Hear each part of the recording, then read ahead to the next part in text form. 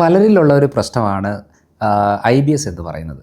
പക്ഷേ IBS എന്ന് പറയുമ്പോഴും ചിലപ്പോൾ ഫുഡ് കഴിച്ച ഉടനെ ടോയ്ലറ്റിൽ പോകണം എന്നുള്ളൊരു ടെൻഡൻസി ആയിരിക്കും വരുന്നത്. ചിലപ്പോൾ മോഷൻ ടൈറ്റായിട്ടായിരിക്കും പോകുന്നത്. ചിലപ്പോൾ ലൂസായിട്ടായിരിക്കും പോകുന്നത്. അപ്പം പലപ്പോഴായിട്ടും ഇത് നമ്മുടെ ടെൻഷനുമായിട്ട് ബന്ധപ്പെട്ട എന്നുള്ള രീതിയിലാണ് പൊതുവേ പറയാറുള്ളത്. അതിന് വേണ്ടിയിട്ടുള്ള മെഡിസിൻസ് കാര്യങ്ങൾ വരുമ്പം അതൊന്ന് ക്ലിയർ ആവും. കുറച്ച് നാൾ കഴിയുമ്പോൾ വീണ്ടും പഴയ പ്രശ്നങ്ങൾ വീണ്ടും ഉണ്ടാകും. കാരണം ഭക്ഷണം മാറിയാലും മാറിയില്ലെങ്കിലും പലപ്പോഴും ഉറക്കം മാറിയാൽ പ്രശ്നമാണ്, അതേപോലെ ടെൻഷൻ കൂടിയ പ്രശ്നമാണ്, യാത്ര വരുമ്പോൾ പ്രശ്നമാണ്. അപ്പോൾ പല ഭക്ഷണങ്ങളും നമുക്ക് ഏത് ഭക്ഷണത്തിൻ്റെ പ്രശ്നം പോലും മനസ്സിലാകാത്ത രീതിയിലുള്ള ബുദ്ധിമുട്ടുകൾ പലരും ഉണ്ട്. ഒത്തിരി കാലങ്ങളായിട്ട് ഇതിനെ സ്ട്രഗിൾ ചെയ്യുന്ന ആൾക്കാരുണ്ട്. അപ്പോൾ നമ്മൾ മെയിനായിട്ട് അറിയേണ്ട ഇതിൻ്റെ ഒരു ബേസിക് സീക്രട്ട് എന്ന് പറയുന്നൊരു കാര്യം, എങ്ങനെയാണ് ഈ IBS ഉണ്ടാകുന്നത്.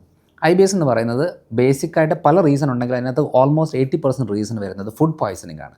ഈ സാൽമനെല്ല എന്ന് പറയുന്ന ബാക്ടീരിയകളുണ്ട്, അതേപോലെ തന്നെ കാംഫെല ബാക്ടീരിയ ഉണ്ട്, ഷിഗല്ല എന്ന് പറയുന്ന ബാക്ടീരിയ ഉണ്ട്. ഇതൊക്കെ ഇങ്ങനത്തെ പല ബാക്ടീരിയകളും നമ്മുടെ കേടായ ഷവർമയും നോൺ വെജിറ്റേറിയൻ ഐറ്റംസും പഴകിയ ഫുഡുകളും ഇതൊക്കെ കഴിക്കുന്നതിൻ്റെ ഭാഗമായിട്ടാണ് ഗട്ട് ആദ്യം ഡാമേജ് വരുന്നത്. ഈ ബാക്ടീരിയകളൊക്കെ കയറി കഴിയുമ്പം ബോഡി പ്രൊട്ടക്റ്റ് ചെയ്യുന്നതിൻ്റെ ഭാഗമായിട്ട് എന്ത് ചെയ്യും, ആൻറ്റി വിൻക്യുലിൻ ആൻറ്റിബോഡി എന്ന് പറയുന്ന ഒരു ആൻറ്റിബോഡിയെ ഫൈറ്റ് ചെയ്യാനായിട്ട് കുടലിൽ റിലീസ് ചെയ്യും.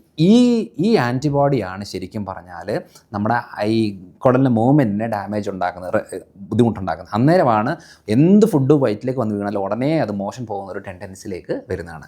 അപ്പോൾ എന്തുകൊണ്ടാണ് പെർമനൻറ്റ് സൊല്യൂഷൻ കിട്ടാതെന്നറിയാമോ?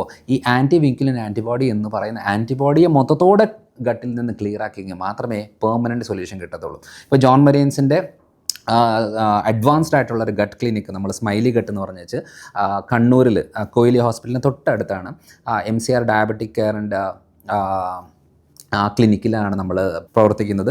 അപ്പം ഇതുവരെ മാറാത്ത വയറിൻ്റെ പ്രശ്നങ്ങൾ, IBS ആയിക്കോട്ടെ, ഇറിറ്റബിലിറ്റി ആയിക്കോട്ടെ, അലർജി ടെൻഡൻസി ഉള്ള കാര്യങ്ങളായിക്കോട്ടെ, അവിടെ നമ്മളെ കേരളത്തിൽ ആദ്യമായിട്ട് ഇൻ്റഗ്രേറ്റഡ് മെഡിസിനിൽ കേരളത്തെ ആദ്യത്തെ ഇൻ്റഗ്രേറ്റീവ് മെഡിസിൻ ആയിട്ടുള്ള അഡ്വാൻസ്ഡ് ഗട്ട് ക്ലിനിക്ക് നമ്മൾ കണ്ണൂരിലാണ് ഉള്ളത്. അപ്പം താല്പര്യമുള്ളവർക്ക് അവിടെ ചെന്നിട്ട് അവിടുത്തെ എക്സ്പേർട്ട് ഡോക്ടേഴ്സ് ഉണ്ട്. അവർ ഇതിൻ്റെ തന്നെ എക്സ്പേർട്ടാണ്, ഫങ്ഷണൽ മെഡിസിനിൽ വളരെ എക്സ്പേർട്ടായിട്ടുള്ള ആൾക്കാരാണ് ഉള്ളത്. അവർ പ്രോപ്പറായിട്ട് ഇതിൻ്റെ റൂട്ട് കോസ് ട്രീറ്റ് ചെയ്ത് ഇത് നമുക്ക് പൂർണ്ണമായിട്ടും ക്ലിയർ ആക്കാൻ സാധിക്കുന്ന ഒരു കാര്യമാണ്. അപ്പോൾ അതുകൊണ്ട് നമ്മൾ ജസ്റ്റ് ഒരു മരുന്ന് എടുത്തേച്ച് ഒരു ബെറ്ററായി എന്ന് പറഞ്ഞിട്ട് കാര്യമില്ല. അത് മുന്നോട്ട് വരാതിരിക്കേണ്ട കാര്യങ്ങളും കൂടെ നമ്മളത് ടോട്ടൽ ഗട്ടൊന്ന് റീസെറ്റ് ചെയ്തെടുക്കേണ്ട കാര്യം കൂടെ ഉള്ളതാണ്.